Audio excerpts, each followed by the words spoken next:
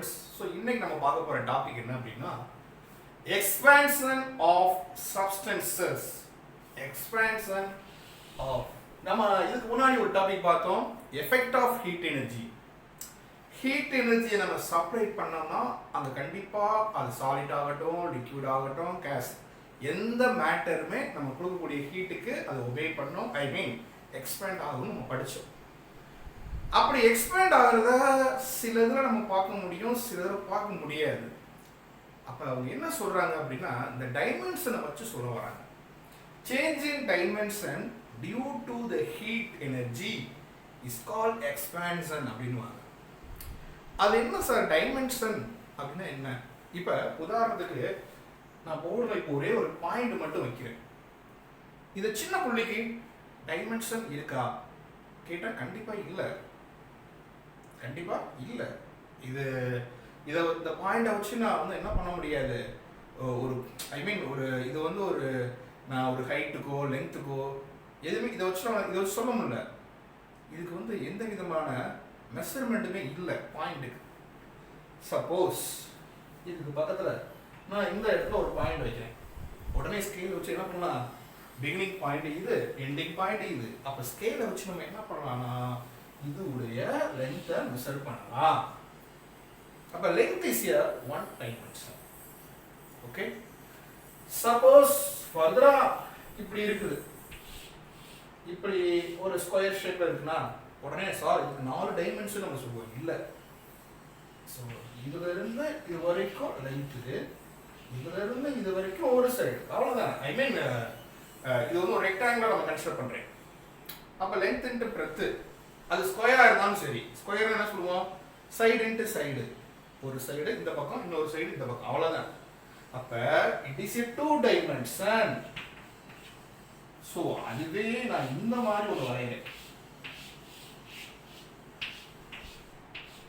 இது என்னது, ஒரு 3 dimension. எப்படி சார் சொல்றீங்க, இங்க இருந்து இது along the x axis, இங்க இருந்து along the y axis, இங்க இருந்து along the z axis.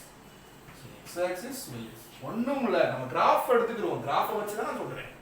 அப்ப ஒரு ஆப்ஜெக்ட் இப்படி மட்டும் அதாவது ஒரு ஆக்சிஸ்ல மட்டும் அவர் எக்ஸ்பேண்ட் ஆச்சுன்னா ஒரு ஆக்சிஸ்ல மட்டும் அவரால் எக்ஸ்பேண்ட் ஆகவும் முடியும், ஐ மீன் அந்த டைமென்ஷன் எக்ஸ்பேண்ட் ஆகவும் முடியும். இந்த மாதிரி 2 ஆக்சிஸ்ல, இது வந்து 2 ஆக்சிஸ் தானப்பா, இது x ஆக்சிஸ், இது y ஆக்சிஸ். அப்ப இதோட டைமென்ஷன் நான் ஹீட் பண்ணும்போது இப்படியும் எக்ஸ்பேண்ட் ஆக முடியும், நான் ஹீட் பண்ணும்போது இப்படியும் எக்ஸ்பேண்ட் ஆக முடியும்.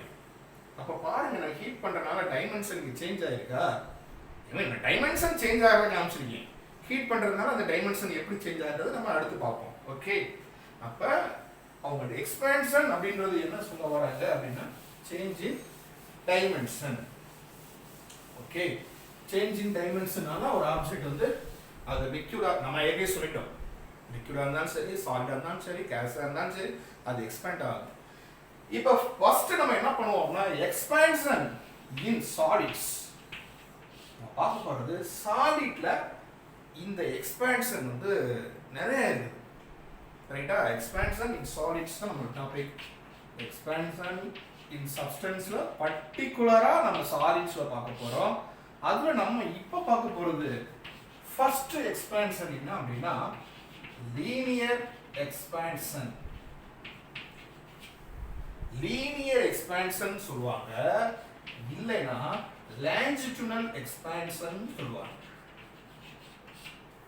சோ லீனியர் எக்ஸ்பான்ஷன் அப்படினாலும் லாஞ்சிட்யூடனல் எக்ஸ்பான்ஷனாலும் ஒண்ணுதான். சரி சார், அது என்ன சார் லீனியர்? லீனியர் அப்படின்னா இப்போ உதாரணத்துக்கு நம்ம ஒரு கிராஃப் வரையுவோம், கிராஃப் நிறைய வரைஞ்சிருப்போம்.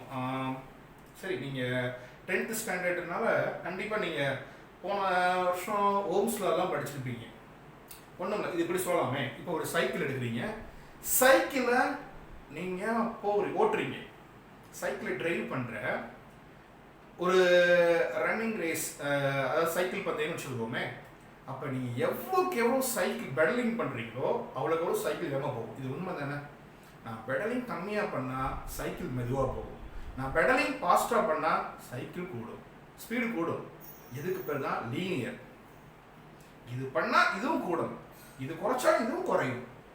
ஸோ தட் இஸ் த ப்ரொபோஷனலாக இருக்கும், டைரக்ட்லி ப்ரொபோஷனலாக இருக்கும். So pedalling is directly proportional to speed. உண்மைதான். நான் பெடலிங் பண்ணால் ஸ்பீடு கூடும், பெடலிங் பண்ணலைன்னா ஸ்பீடு குறையும்.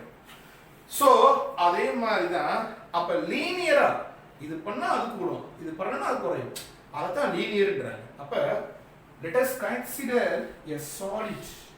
நான் என்ன பண்ணுறேன் அப்படின்னா இந்த மாதிரி ஒரு லெங்க்த்தியான ஒரு ராட் எடுத்துக்கிறேன். ஒரு சாலிட் கண்டென்ட்ஸில் நான் எடுத்து பர்டிகுலராக இது ஒரு காப்பர் ராட் அப்படின்னா ஒரு அயன் ராட் வச்சுக்கணும். காப்பர் ராட் அது அயன் வச்சுக்கணும், ferrous. It is a iron rod. ரைட்டா?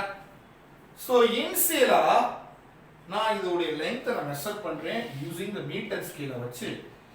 இதோடைய லெங்த் வந்து எனக்கு என்ன கிடைக்குது? L0.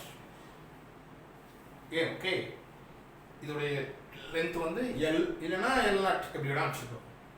ரைட்டா? இப்போ நான் என்ன பண்ணுறேன்னா, நான் ஏற்கனவே சொன்னேன், நீங்கள் ஒன்றும் இல்லை, நீங்கள் உங்கள் ஏரியாவில் உள்ள நீங்கள் ஜங்ஷன் போயிருந்தா ஒன்றும் இல்லை, இந்த ரயில்வே ட்ராக் இருக்கு இல்லையா, நீங்கள் இந்த ரயில்வே பாலங்கள்லாம் பார்த்துருக்கீங்க, ரயில்வே ட்ராக். அந்த தண்டவாளத்தை போய் நீங்கள் பாருங்கள். அந்த ட்ரெயின் போகக்கூடிய அந்த ரயில்வே ட்ராக் நீங்கள் பார்த்தீங்கன்னா அந்த இடத்துல பார்த்தீங்கன்னா ரெண்டு கம்பிக்கு இடையில, ஐ மீன் ரெண்டு சின்ன அயனுக்கு இடையில ஒரு சின்ன கேப் இருக்கு. நீங்கள் போய் பார்த்தீங்கன்னா தெரியும், இந்த மாதிரி ஒரு கேப் இருக்கு. ரைட்டா? ஏன் வந்து இந்த கேப் வச்சிருக்காங்கன்னு பாருங்க. இந்த கேப் பாருங்க கொஞ்சம் கம்மியாக, நீங்கள் தண்டவாளத்தில் போய் பார்த்து கண்டிப்பாக இந்த கேப் நீங்கள் அப்சர்வ் பண்ணலாம். ஏன் இது இருக்குது அப்படின்னா, ஆக்சுவலாக இது வின்டர் டைமில் தான் நீங்கள் இப்படி பார்க்க முடியும். நீங்கள் சம்மரில் போய் பார்த்தீங்கன்னா அழகா ரெண்டுமே மேட்ச் ஆகும். ஏன் சார் வைக்கிறாங்க? ஆமாம், ஒருவேளை இவங்க இந்த ஸ்ட்ரிஃபா இதை அப்படியே ஆரம்பத்தில் வச்சுருந்தாங்கன்னா வின்டர் டைமில் நோ ப்ராப்ளம். ஆனால் சம்மர் டைமில் இவர் எக்ஸ்பெண்ட் ஆவார், இவர் எக்ஸ்பெண்ட் ஆவார். அப்போ எக்ஸ்பெண்ட் ஆகிறதுக்கு உங்களுக்கு வழி இல்லை. அப்போ என்ன ஆயிடும்? இந்த பக்கம் எக்ஸ்பெண்ட் ஆகாமல் இது ரெண்டு பேரும் இப்படி எக்ஸ்பெண்ட் ஆகிடுவாங்க. அப்போ இப்படி எக்ஸ்பெண்ட் ஆகும்போது ட்ரெயினுடைய வீல் என்ன ஆயிரும்? ஒரு பக்கம் சாஞ்சிரும். அப்போ ட்ரெயின் வந்து கீழே விழுந்துடும், ஒரு ஆக்சிடென்ட்லாம் நடக்க வாய்ப்பு இருக்கு. ஸோ அதுக்காக தான் ரயில்வே ட்ராக்ல இந்த சின்ன கேப்பை மெயின்டைன் பண்ணிக்கிட்டே இருப்பாங்க. ரைட்டா? இது எக்ஸ்பென்ஷன் இன் சாலிட் இப்படி கூட சொல்லலாம். நீங்கள் உங்கள் ஒரு இடத்துல ஹரிசாண்டல் ஸ்டாண்டில் நம்ம பால் தூக்கி போடுற மாதிரி, சரியா, இந்த வாலிபால்லாம் வச்சுருப்போம் இல்லையா, ஸோ கூடைப்பந்துன்னு சொல்லுவாங்க. ஸோ இதில் தான் நம்ம பால் தூக்கி போடுறோம். ஸோ நான் இதில் என்ன பால் போட போகிறேன் அப்படின்னா, நான் யூஸ் பண்ணக்கூடிய பால் வந்து என்னன்னா அயன் பால். ரைட்டா? அயன். இதுவும் என்ன அப்படின்னா இந்த frame is made of iron. ரைட்டா? இந்த ஃப்ரேம் அயன். ஓகே, இல்லைன்னா இது சாதாரண பால் வச்சுக்கிடுவோம், இது சாதாரண ஆர்டினரி பால் தான், இது வந்து அயன் வச்சுக்கிடுவோம். இப்போ இந்த அயன் கண்டென்ட்ஸ், இந்த அயன் ஃப்ரேம் வந்து என்ன ஆகும்? நீங்க வின்டர் டைம்ல போடும்போது இது ஆர்டினரி பால் கூட வச்சுக்கிடுவோம். இது வந்து ஒரு பால், ரப்பர் பால் இல்லைன்னா பிளாஸ்டிக். இதை நீங்க வந்து இந்த ஃப்ரேம்குள்ள போடுறீங்க, த்ரோ பண்றீங்க, அது அழகா மேல இருந்து கீழே வருது. ஆனா அதுவே நீங்க வின்டர் டைம்ல ஏப்ரல் மே ஜூன் அந்த டைம்ல நீங்க பாருங்க, ஐ மீன் நீங்க கரெக்டா போடுற அளவுக்கு தான் வச்சிருப்போம், இதோட இது கரெக்டா இருக்கும், அப்படின்னா கரெக்டா போகும். நீங்க வின்டர் டைம்ல போய் பார்த்தீங்கன்னா இவருடைய திக்னஸ் வந்து என்ன ஆயிரும்? இவர் கொஞ்சம் எக்ஸ்பெண்ட் ஆகி இப்படி வந்துருவாங்க. நீங்க பார்க்கலாம் இவ்வளவு தூரம் எக்ஸ்பெண்ட். இப்போ நீங்க போட்டு பாருங்க, உள்ள விடவே விடுங்க. காரணம் அந்த மெட்டல் இஸ் அயன்ன்றனால ஹீட்டுக்கு அது என்ன ஆகுது? எக்ஸ்பேண்ட் ஆகுது. சரியா? அதான் நம்ம என்ன சொல்லுவோம்? Solid expansion. சரி, அப்ப இங்க ஒரு அயன் ராட் எடுத்திருக்கோம். அயன் ராட்ல பிஃபோர் இவ்வளவு லென்த் இருந்துச்சு, இப்ப நம்ம ஹீட் அப்ளை பண்றோம். ஹீட்னால எனக்கு இப்ப லென்த் வந்து என்ன ஆயிடுச்சு? சேஞ்ச் ஆயிடுச்சு. உதாரணத்துக்கு